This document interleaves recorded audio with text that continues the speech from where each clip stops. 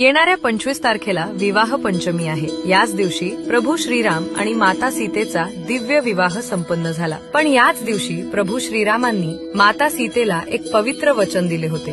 त्या काळी एखाद्या राजाला अनेक पत्नी असणे हे सर्वसाधारण होते, पण त्यावेळी प्रभू श्रीरामांनी सीता मातेला वचन दिले की ते आयुष्यभर एक पत्नी व्रताचे पालन करतील, म्हणजेच ते सीता मातेशिवाय इतर कोणत्याही स्त्रीशी विवाह किंवा मोह ठेवणार नाहीत। प्रभूंचे हे वचन त्यांना मर्यादा पुरुषोत्तम श्रीराम बनवते, कारण ते नेहमी मर्यादेत राहतात। आपणही प्रभूंचे हे वचन पाळले पाहिजे। आपण पाहतो की आपल्या समाजात अनेक व्यक्ती आहेत ज्यांचा विवाह झालेला असूनही ते इतर स्त्रियांबद्दल आकर्षण किंवा वासनात्मक विचार बाळगतात, पण अशी कृती करणे अत्यंत चुकीचे आहे। विवाहाच्या वेळी आपण आपल्या अर्धांगिनीला काही वचने देतो आणि ती कृतीत न आणणे म्हणजे त्या वचनांचे उल्लंघन करण्यासारखे आहे आणि त्याचे भोग आपल्याला पुढे जाऊन कधी ना कधी भोगावेच लागतात। म्हणून या विवाह पंचमीला आपण श्रीरामांच्या वाटेवर चालण्याचा संकल्प घेऊ आणि इथून पुढे अशा कृती न करता आपल्या मनात पत्नीसाठी नेहमी आदर आणि निष्ठा राखू आणि श्रीरामांचे एकपत्नी व्रताचे वचन